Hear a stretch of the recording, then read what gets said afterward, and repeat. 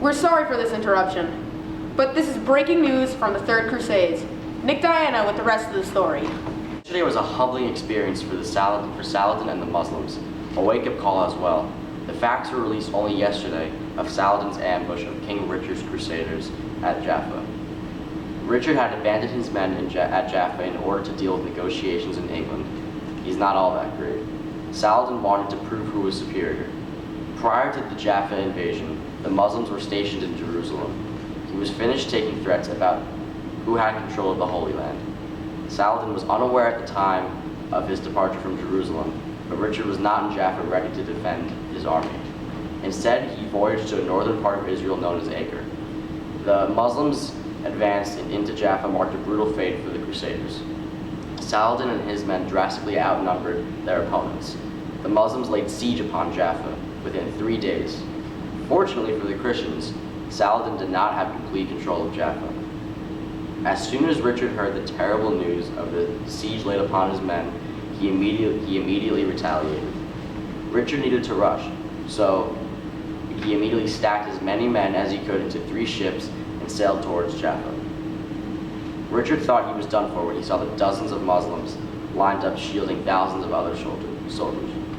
The men inside Jaffa made a risky move and raised a flag commemorating their freedom. This motivated Richard even more than ever to gain victory. No one knows what got into the heads of Saladin's army that day. Perhaps they were complacent. It is a known fact that the size of their army had the capability to crush their enemies. Instead, Richard advanced forward and destroyed the dozens of Muslims on the beach, and within only 3 hours, Richard and his men had captured Jaffa. Despite being outnumbered, Richard's victory marked this as one of the greatest military defeats of all time. Saladin was stunned and perplexed at his defeat. He did not know how he could allow something like this to ever happen. He did the only thing he can do, and fought for the outer vicinity of Jaffa. This was an embarrassing day for the Muslims and a one-time deal only. Thanks, Nick. Now we have some news from our Christian correspondent, Grant Wasik. Thank you, Timmy. After almost a year and a half of besieging the city of Acre, we were finally able to conquer it. This siege was led by the King of France and King Richard himself. King Richard at first did not want to take the assault of the city because he was extremely ill at the time.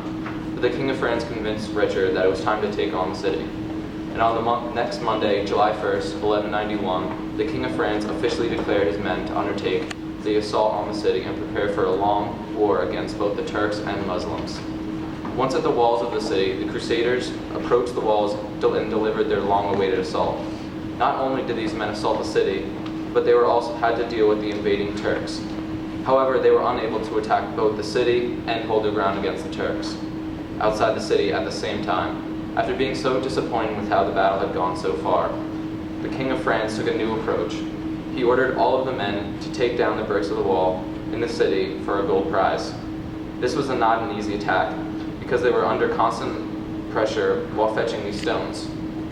The wall was both thick and tall, which made it very hard to take these bricks. However, these men were extremely brave and completed the task as they were told, and took down a great amount of the wall. This was a huge turning point in the war. And finally, after seeing all the damage the Crusaders had done, Saladin came to his senses and agreed to surrender.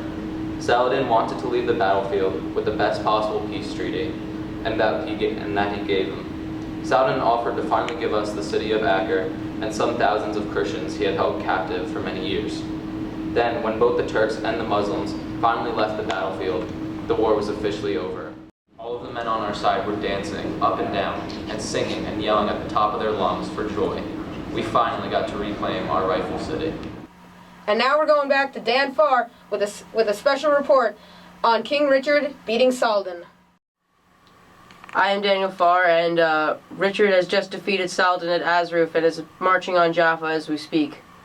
Richard I of England and his unstoppable military force have defeated Saladin at Azruf in Palestine, and is now marching on what is still left of Jaffa. Saladin, founder of the Ayyubid dynasty and Sultan of Egypt and Syria, was no match for the powerful forces of King Richard.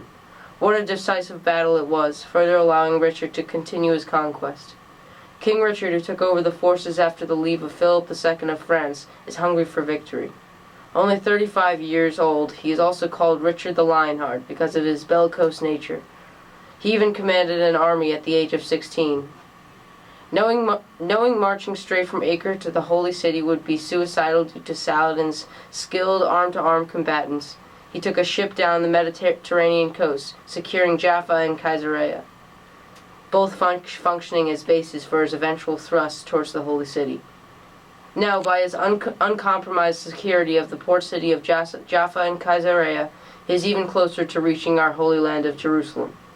Danger is near for the inhabitants of Jerusalem. Richard I is on the right path to the Holy City, and it is only a matter of time before he succeeds. Oh, how I hope he doesn't succeed. We must fight for our city and for our God. Jerusalem is ours and always will be, and God will be there helping us along the way. Warn those you know, the time will come, and preparation is key. Here's Ian Feely with our next report. Ian, what's happening out there between Henry and Richard?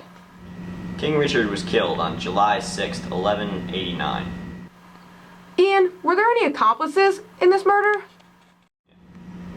At this point, we know that Richard didn't act alone. He at least had the help of Philip II of France. However, he might have had more accomplices than just him. So Ian, right now, what do you think the motive was for this murder? His motive for killing his father was that Richard was the oldest living son of his father. However, he was not favored to the heir. Instead, John, his other son, his youngest son, was favored. So, Richard killed him. How are the Christians reacting to this right now? The Christians, they were rejoicing at this matter. They found that Richard was going to be a much better king than Henry was. Finally, Ian, how are the Jews reacting to this? The Jews were not very happy. They didn't get the same kind of treatment that the Christians did. Instead, the Jews were attacked by the king's guard, and many of their possessions were taken away. Thanks, Ian, for those insightful remarks. You're welcome, Timmy. Thanks for having me on the show. Finally, in a bit of sad news, we had a tragic death today. Our Emperor, Frederick Barbarossa, drowned in a freak accident, and all of the leaders of our crusade for the Holy Land have failed badly. He died in a way that not many others have, and it was a 1 in a million chance. From what the Empire knows so far, Frederick Barbarossa began to swim across a wide river to try to retreat from the impending doom that was the Byzantine army. The Byzantine army had depleted the German Empire's army to nothing, and Frederick Barbarossa was just trying to get away alive so he could come back and form a new army, a stronger army, and a more skilled army to defeat the strong Byzantines. Although, while underwater, he suffered a tragic heart attack, he began to sink even more towards the bottom. There was just no hope. He died of drowning at the age of 67. Frederick Barbarossa, while on his conquests, fought and destroyed thousands of people and dozens of armies. It seemed as if he could take on an entire military all by himself. Barbarossa crossed Anatolia, which is Turkey, slaughtering thousands of Seljuks as he went, and fought his way into Christian-held territories. He was one of the greatest leaders our country could have ever asked for in our time of need. While alive, he was kind to the Jews and granted us safety in his empire. He gave money to start Jewish building projects, he defended the Jews, and he accepted the Jewish people and did not persecute us for our beliefs. He truly was a man of the people, and now he is gone. The German Empire is now in a state of mourning, and no one knows where leadership will come from. It may come from Henry IV, Frederick's son, or maybe someone else. But there is one well-known fact around the German Empire. There may not be an empire without a great leadership, people skills of Frederick Barbarossa. He will be missed. Thank you. And that's all for tonight.